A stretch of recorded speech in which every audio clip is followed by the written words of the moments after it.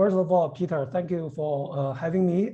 Like what Barney said, it's a great pleasure, and also great pleasure with Barney, who I always have. We share a lot of similar views, I think, in numerous webinar in past year. Actually, I agree a lot with Bonnie on her viewpoints on the first year of China Biden's administration's policy to China. My overall assessment of the first year, I will say, is not that bad. Maybe I share a similar view with Bonnie on this regard. I think in short, I think yes, many Chinese don't like Biden administration's policy, or maybe feel some kind of disappointment towards the Biden administration.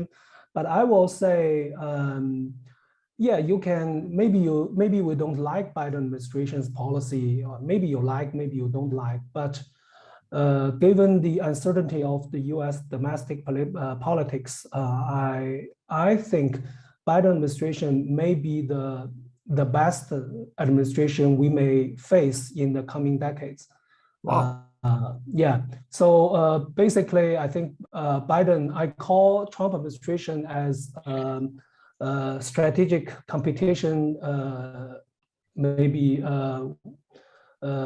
one, maybe then the Biden administration is 2.0, and then maybe we have version 3, version 4 in 2024, 2029, 2038. We don't know who will be future president, but probably Biden is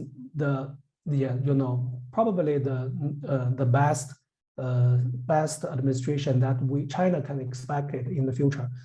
The first year, I think, particularly in past 6 months, the two sides has started a process of stabilizing the bilateral relations.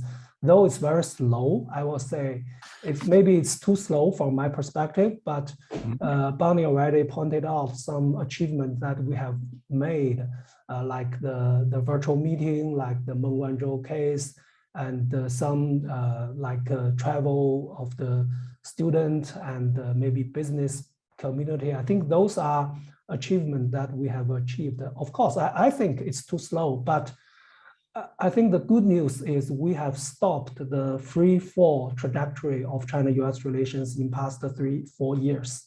So from 2018, I will say the bilateral relations has been in a free fall, but we now at least we stopped that trajectory. Of course, it's not a U-turn. We have not turned the trajectory, which I don't think is possible. But at least I think this free fall has been stopped. This is the first observation I want to say.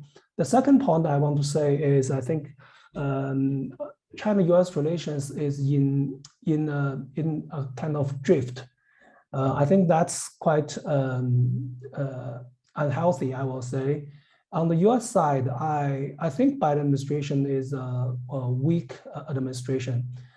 It's not very, it's not strong. And I'm not saying this is a one-term, he's a one-term president or 2 terms. Even he is a 2 terms president, I think he's weak.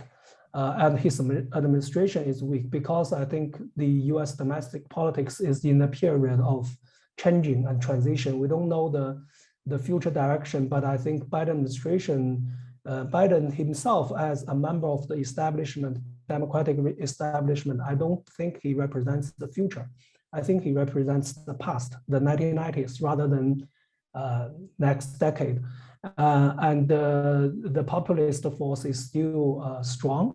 And also the hawkish position towards China has become a kind of political correctness in the United States. So I don't think the Biden administration can break that political correctness on the US side. And on China side, I think we also have our own problem. I think China believes that the Trump administration made many mistakes. and the U.S. should correct its wrongs. I think this is what Chinese government requests the U.S. side to do. But for various reasons, the Biden administration has not done it, and I don't think it will do it in the future. Then China side blame the U.S. side for this and think if you don't correct the wrongs, why should I take initiative? And also some people in China also argues that you see Biden administration is in a weak position. Why should we take initiative? Or if we maintain our hardline position towards to the United States, they will make some compromise maybe in the future. So I personally don't necessarily agree with those arguments, but I think, on China side, we think we should be patient. We need to wait. On the US side, I think Biden administration, no matter its patience or incapability, anyway, I think neither side are making or taking initiative to or take some daring decision to break the current stalemate. So the bilateral relations in the drift. I think this is quite dangerous.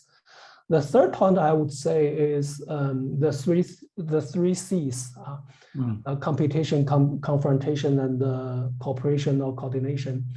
I think yes, China now. I think in China the mainstream view is we don't like the competition, the term of competition. We don't want to define the bilateral relations with strategic competition, but I think Bonnie's observation is correct that now China side, I think, is changing our position, changing our views.